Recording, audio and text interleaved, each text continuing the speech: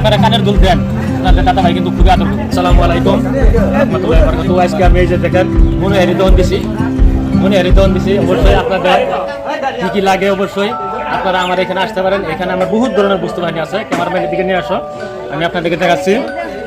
অবশ্যই মনোহারি বস্তু বহুত আছে।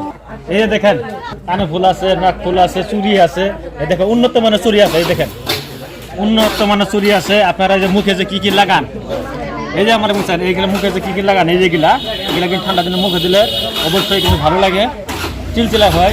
আর অবশ্যই এই দেখেন কত সুন্দর বস্তু নিয়ে এসেছে।